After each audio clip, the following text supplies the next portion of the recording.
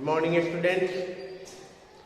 Online class में हम लोग फिर परिस्थितिजन कारण से एक साथ जुड़ रहे हैं और आपको मालूम है परीक्षा के पहले भी मैं बताया था, परीक्षा के बाद भी, कि कुछ भी स्थिति हो सकती है, इसलिए मैं पाठों को रोका नहीं था और लगातार पढ़ते गए थे।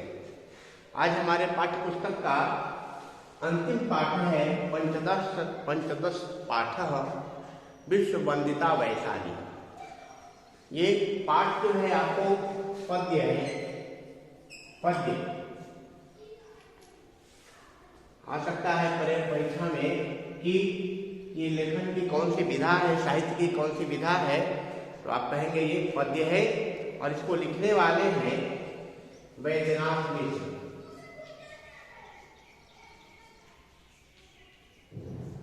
वैद्यनाथ मिश्र एक इनका लिखा हुआ है, ये योग्यता विस्तार में आपको मिलता है कि विश्व ये वैद्यनाथ मिश्र के द्वारा ये लिखा हुआ है।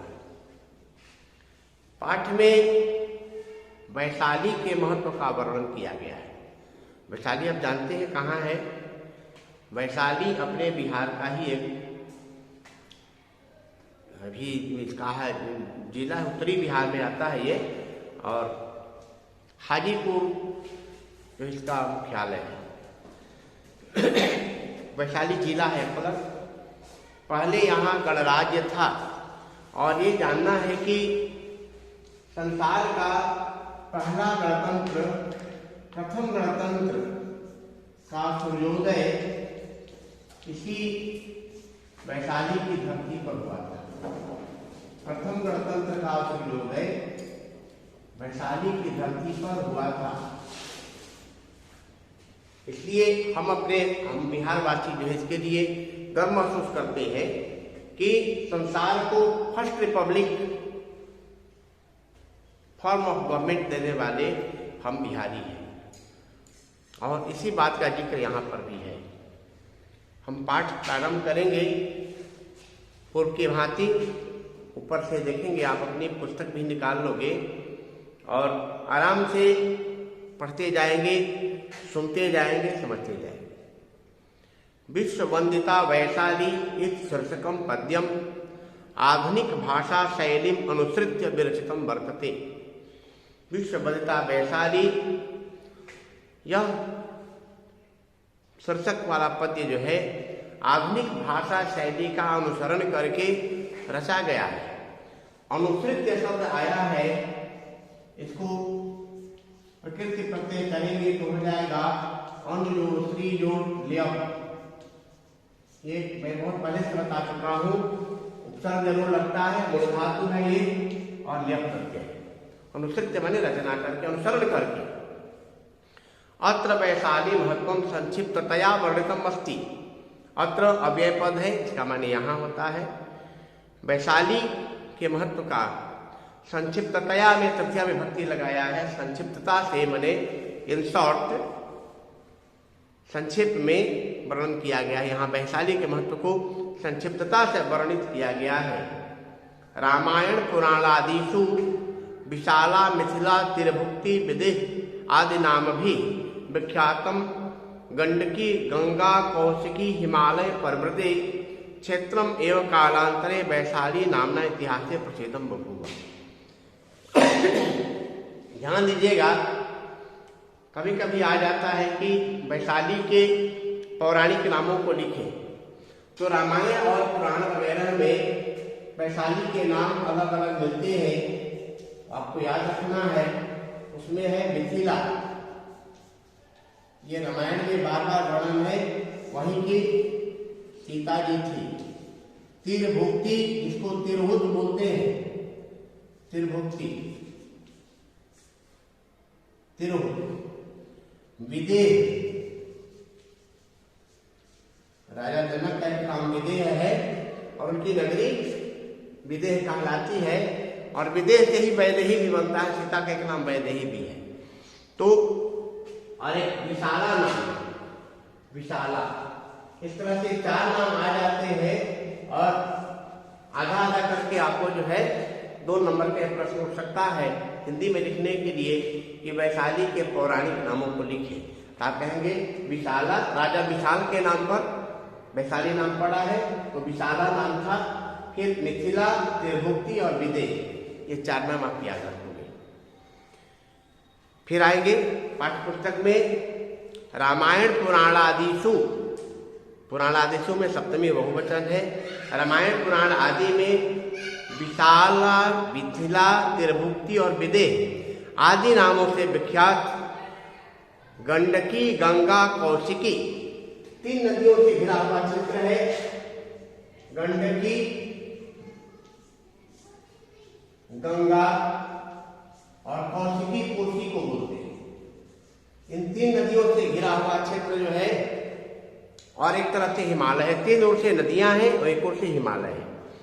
गंडकी, गंगा, कौशिकी, हिमालय पर्वतीय मने घिरा हुआ क्षेत्र ही कालांतर में, कालांतर को हम बहुत बार देशांतर कालांतर आपको बताए हैं, यह समस्त पद है।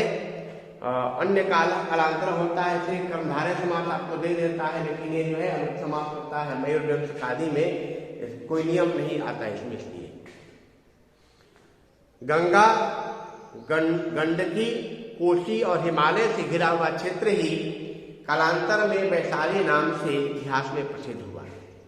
गणतंत्र से प्रथम सूर्योदय, जो पहले मैं बोल चुका, गणतंत्र का पहला सूर्योदय वैशाली धारायाम जाता है, वैशाली के धारा पर ही हुआ।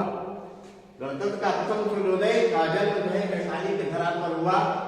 जाता में जन्म धातु है और अक्तः प्रत्यय जाता। यस्य दिव्य प्रकाशेन समस्त संसारे गणतंत्रम प्रसृतम विकसितम च, जिसके दिव्य प्रकाश से समस्त संसार में गणतंत्र का प्रसार हुआ और विकास हुआ।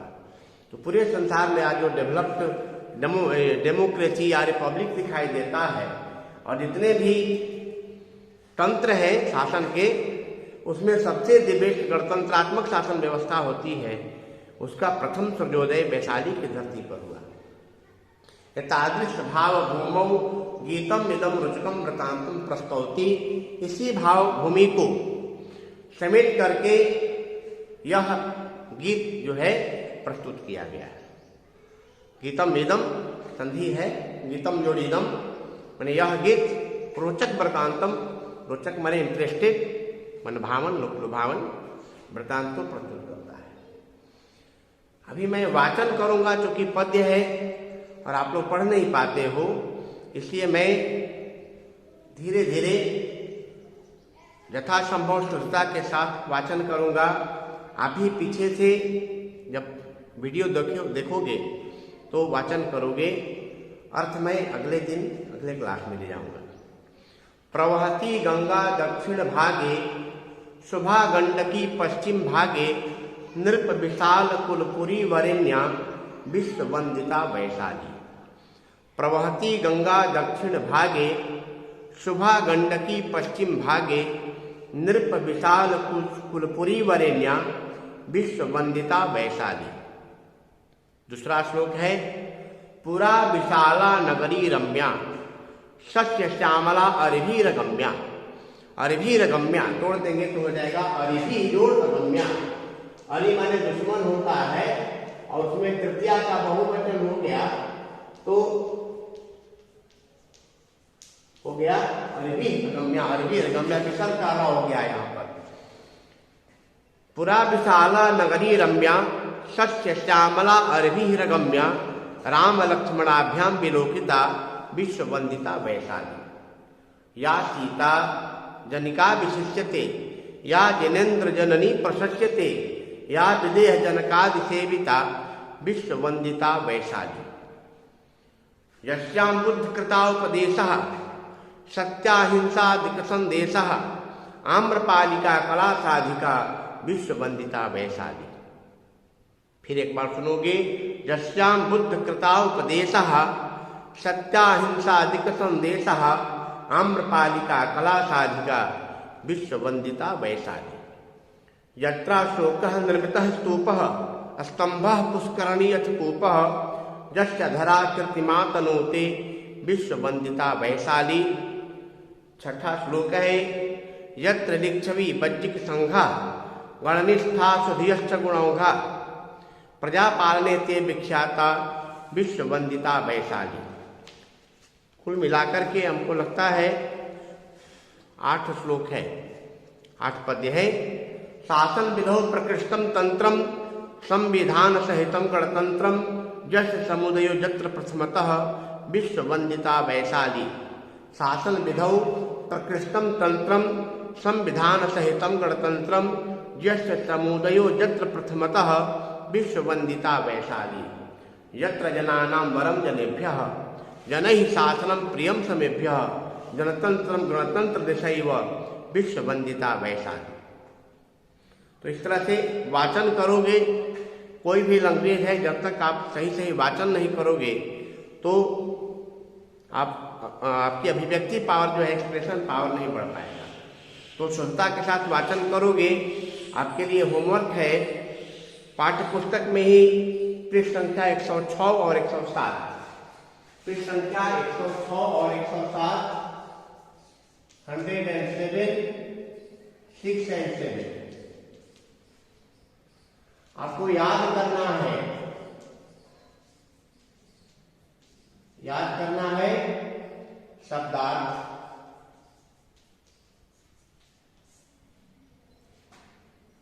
और व्याकरण भाग,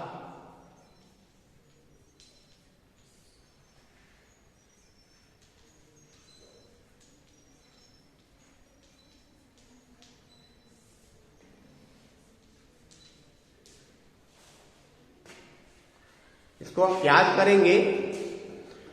संस्कृत का संस्कृत में जरूरी नहीं, वरेण्या माने उत्तम याद करोगे, तंत्रम माने शासन, इस तरह से। और कुछ समस्त पद यहाँ पर दिए हुए हैं। पेज नंबर 8 में आपको प्रकृति वाला शब्द भी मिलेगा, नहीं दिया है तो कोई बात नहीं। तो अगले क्लास में हम लोग एक एक श्लोक का हिंदी में अर्थ समझेंगे और उसके आधार पर प्रश्नों को भी मैं बताऊंगा। इसके पीछे 9B में मैं 14वां पाठ का ऑब्जेक्टिव क्वेश्चन लिखवा चुका हूँ, लेकिन 9C में नहीं लिखवाया। तो अगले क्लास में 9C के लिए मैं ऑब्जेक्टिव जो वेरी शॉर्ट क्वेश्चन आंसर होते हैं उसको मैं भेजूंगा, और जो बोधात्मक क्वेश्चन होता है पाठ के आधार पर जिसको हिंदी में लिखना होता है उसको भी मैं भेजूंगा। धन्यवाद।